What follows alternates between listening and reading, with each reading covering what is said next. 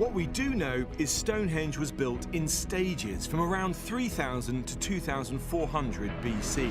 A team of geologists declared they had pinpointed exactly where some of Stonehenge's massive rocks came from and how the stones were unearthed. AI is beginning to influence everything, from our daily activities, music, books, and work activities to deep research. It starts digging into things that human research can't access. One of the most important contributions of AI to research is to the Stonehenge Mystery, which everyone seems to be interested in from the Stone Age. But then the AI model discovered something really interesting that changed everything. The questions keep rolling in. What is this Stonehenge Mystery about, and what did AI decode about it? Sit tight as we explore everything about the Stonehenge, what scholars had to say. All of that represented hundreds, if not thousands of hours of labour. And these people had a lot to be getting on with. They had to feed their families, provide shelter. So it just shows how important this task was considered. And what AI discovered.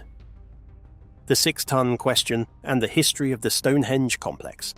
The mystery of the Stonehenge complex has finally started to be revealed due to the use of AI. The construction on this incredible site started nearly 5,000 years ago, with the outer huge stones known as the Sarsen stones gotten from a nearby quarry about 25 kilometers north. But the inner circle, which had those strikingly beautiful blue stones, came from a far area, precisely the Preseli Mountains in Wales, about 250 kilometers from Stonehenge. Due to the fact that this was when what the Romans would later call Britannia was created in the Neolithic era, that's quite the trek, especially because of the little technology of the time. Basically, builders placed an incredibly massive bluestone as an altar during its construction. For many years, its beginning has brought up serious debates, but thanks to some cutting-edge scientific and mining techniques, researchers have finally pointed out its roots. It starts from the Orkney Basin and goes way up in northern Scotland. So the questions start compounding as time passes. How did these ancient builders travel all the way up there to discover such a colossal stone? And what inspired them to transport it south to a place we now call England? There is the absence of clear answers, which only deepens the enigma of Stonehenge, making researchers think more about the mysteries of its creation. Richard Bevins, who is a well-known professor at Aberystwyth University, and his former student, who is a geologist, Nick Pearce, had been able to uncover the origins of the altar stone at Stonehenge for decades. They worked at a Welsh institution with the aim to confirm that this central piece of the iconic English monument was actually Welsh. Their last attempt to investigate this was in 2018. In an online press conference, Nick explained, "The altar stone is right in the heart of the monument, and while it's definitely a blue stone, it's quite different from the others. It's about twice the size of the smallest igneous bluestones, weighing in at 6 tons and measuring 5 meters long, while the others max out at around 3 tons. Also, he stated that the stone is a greyish-green sandstone, a kind that had taken experts by surprise across the UK.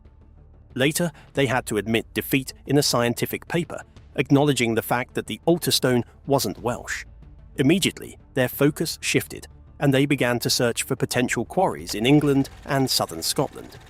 Just as they were deep into this new investigation, they received an email from Anthony Clark, a Welsh PhD student at Curtin University in Australia.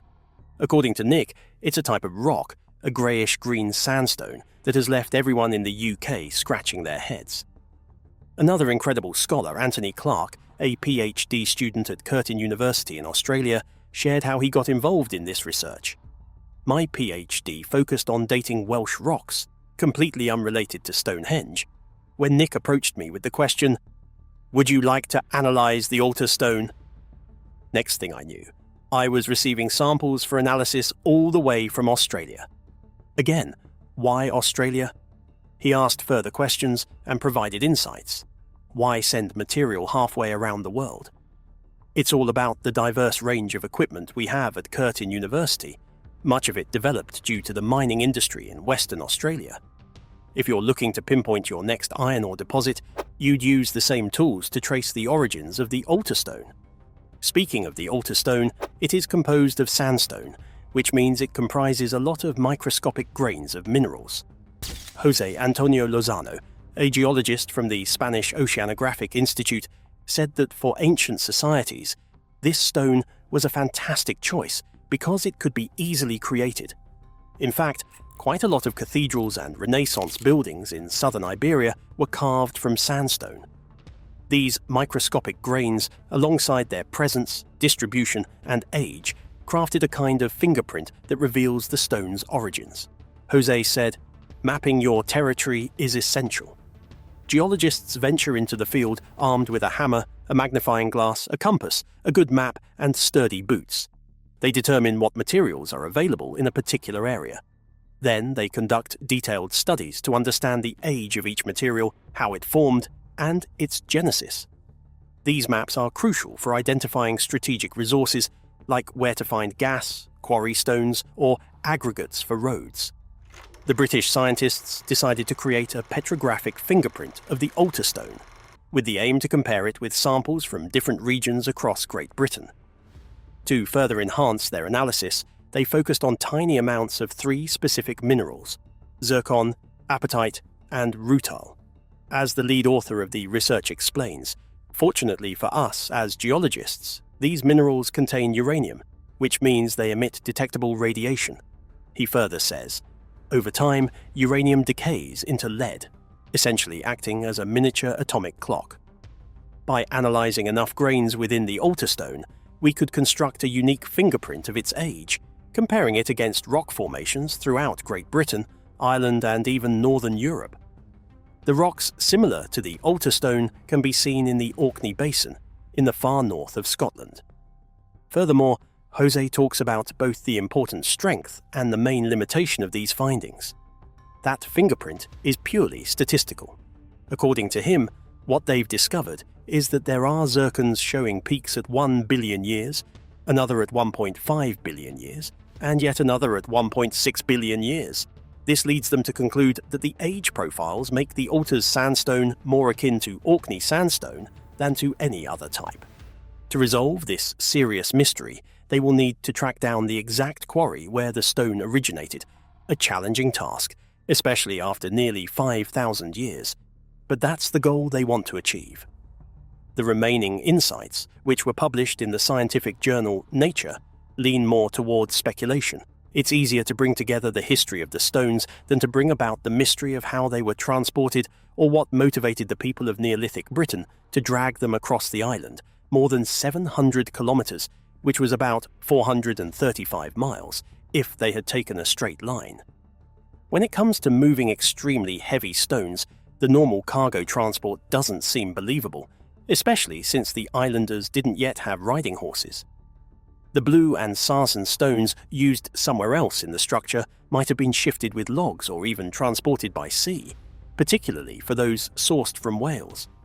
However, the idea that the altar stone was brought down from Scotland using the vast ice expanses left over from the last glaciation has been dismissed. While this method could have worked in the north, by then the glaciers in England had mostly vanished. So, by a process of elimination, the only feasible route left is by sea. Elias López Romero, a researcher at the Mérida Institute of Archaeology in Spain, notes that even though the British Neolithic period came after that of mainland Europe, and even later than the Iberian Neolithic, people were already travelling long distances. There are no preserved remains of boats, but the river canoes have been found, along with references to vessels within the megalithic structures themselves. Leonardo Garcia San Juan, who is an archaeologist at the University of Seville, states that during the Neolithic era, the alignments of sites like Carnac in France, the Dolmen of Antequera, and Stonehenge served a communal purpose, acting almost like a form of social medicine. However, when the Bronze Age arrived, that era of social harmony faded away, replaced by conflict and violence. Another pressing question is why? What would motivate people to uproot a massive stone from the north and transport it to the south? Now we're diving into the realm of interpretations, says López Romero. There are multiple layers of symbolism played out here. A Spanish scientist, who is not directly involved in the research, said, "There's the symbolism of colour, which many archaeology specialists have highlighted. Colours like green and blue hold significant meaning in this context. Then there's the origin of the stone itself. The area which was sourced is Orkney, and it is seen in the far north of Scotland. This region is teeming with megalithic monuments, but Orkney stands out as the most important Neolithic settlement in the British Isles at that time, notable for being the only one with stone foundations. And then we have the destination, the final part of the research, Stonehenge. Leonardo supports the fact that the Orkney region was the most advanced of its time.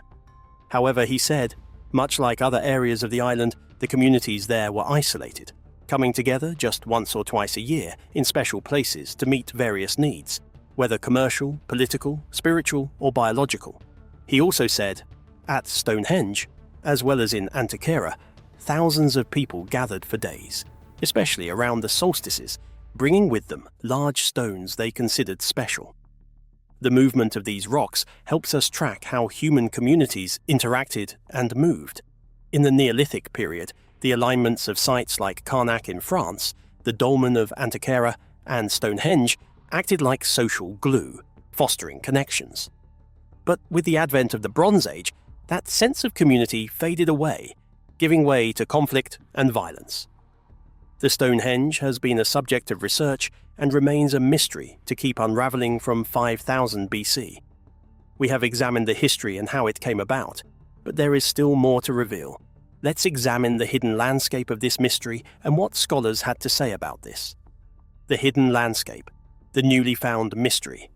The megaliths of Stonehenge, which have towered over England's Salisbury Plain for about 5,000 years, may be among the most studied archaeological wonders worldwide. However, this incredible monument still holds a lot of mysteries. More research has continued to unravel a couple of findings from a 4-year survey of the landscape surrounding Stonehenge. Using advanced, non-invasive methods like ground-penetrating radar, researchers discovered evidence of at least 17 previously unknown Neolithic shrines. An archaeologist named Vincent Gaffney, practicing his profession at the University of Birmingham, and the project leader, said in an interview with Live Science, "Stonehenge is certainly a significant ritual site that drew people from afar, but it's far from a solitary structure. It's embedded in a much more intricate landscape filled with processional and ritual activities. This challenges the traditional view that Stonehenge stood alone in isolation.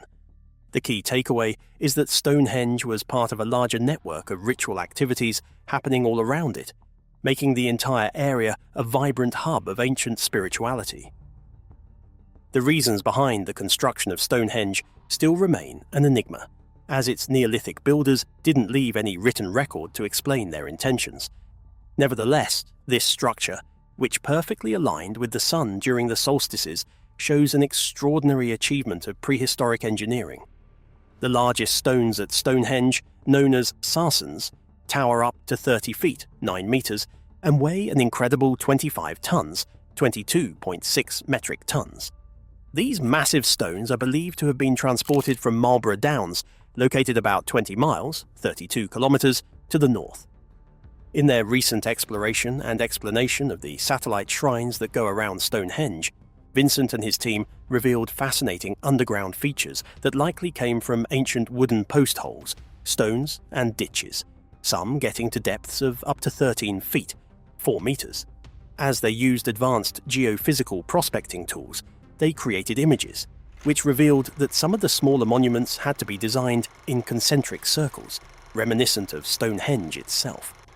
The researchers also took a very close look at the Cursus, which was a huge prehistoric enclosure located to the north of Stonehenge, dating back to around 3,500 BC. It spanned about 1 miles in length and 350 feet in width. The Cursus had long been seen as a barrier to Stonehenge, but its vast size left many wondering what lay within, as Vincent noted. In his words, "Now, we've found a connection between this massive monument and Stonehenge through 2 enormous pits that seem to align perfectly with the sunrise and sunset during the midsummer solstice." In addition, the team brought out many funeral mounds in the environment, which included a long barrow that predated Stonehenge. Interestingly, they discovered a timber structure hidden within this mound, which project leaders believe may have been used for rituals involving the burial and defleshing of the deceased. These discoveries found a way to deepen our understanding of the rituals and practices of the communities that occupied this area, which shows a complex relationship between the living and the dead in Neolithic society. Here comes the most juicy part. What does AI have to say about Stonehenge? What new things did it unravel that got researchers awestruck? Hang on, as we're about to explore this quickly. What AI scans revealed about this decoded mystery? By trying to bring together connections that a lot of researchers didn't have access to, AI went deeply into the intriguing origins of the stones, their peculiar acoustic properties, and their remarkably precise alignment. What it uncovered wasn't just a tale of rituals, solstices, or celebrations, but something a lot more scary. For years, scholars have been debating how the massive stones of Stonehenge were transported, but the AI has settled that debate decisively by processing thousands of archaeological reports, excavation records, geological surveys, transportation models, and environmental data. An overwhelming amount of information that no human could ever fully grasp in a lifetime. What it revealed questioned everything we thought we knew about Stonehenge. It was already established that the smaller blue stones, each weighing several tons, originated from Wales, a conclusion many experts had long suspected. However, the AI detected a detail that previous researchers could never see. The geochemical signature of the altar stone didn't match any known quarry in Wales. When the system compared its elemental fingerprint with sandstone formations throughout the British Isles, it discovered the closest match hundreds of miles away in northeastern Scotland, deep within the ancient Arcadian basin, which was entirely removed from Stonehenge itself. This research surfaced as the AI cross-referenced geochemical samples, sediment layers, provenance records, and decades of published research. But the real shock came when the system activated its deeper pattern recognition models. These models, designed to analyze data on similar topics, started revealing fascinating insights. When all this information was synthesized, the AI identified striking functional similarities between the stones chosen for Stonehenge and principles of material resonance. It wasn't just stating that Stonehenge was a literal machine, rather it revealed an intentional pattern, which was that the stones gotten from a lot of regions exhibited distinct magnetic, acoustic, and mineral properties. When those properties were brought together, they communicated in such precise and coordinated ways that it seemed far too weird to be mere chance. According to the AI's model, the stones of Stonehenge were not chosen for their symbolism, ritualistic significance, or visual appeal. Instead, they had selected components in a well-designed system. This whole concept alone is mind-blowing, but the next phase of the AI's findings is even more suspicious. It's not only about what Stonehenge is made of or its celestial alignments, it's also about the invisible energy it could be generating. Over the years, visitors to Stonehenge have reported strange sensations, things like the odd pressures, low humming vibrations felt throughout their bodies, and a weird energy in the air. Many people dismissed these experiences as figments of imagination, but the AI did not. It speaks to the fact that these phenomena are real and were likely engineered by humans. Here's the implication. If an entire population were exposed to a consistent, inaudible frequency that could trigger feelings of anxiety, it would represent a tool for psychological control. The AI itself didn't give actual explanations. It simply uncovered patterns, correlations, and anomalies. The interpretations came up from the research team examining its findings. When they analyzed the behavioral models, magnetic signatures, and acoustic responses noticed by the AI, they saw another deeply disturbing possibility. If the specific arrangements of stones can influence human perception, atmosphere, and sound in measurable ways, then Stonehenge may not have been intended solely for ceremonial or astronomical purposes. Under the right conditions, the structure could have been used to deceive large crowds, create fear, encourage submission, or create an undeniable sense of divine presence during the rituals. The builders were not just architects, they were masters of human experience and perception. As curious scholars and researchers delved deeper into their investigations, the revelations became more bizarre as days went by. The story didn't end with AI-driven analyses of the structure itself. That was just the starting point. What do you think about what the AI model discovered about the Stonehenge mystery? Let us know in the comments below. Thanks for watching. To enjoy more exciting videos, click play on the video on your screen. And don't forget to like, subscribe, and hit the bell so you get notified when a new video drops.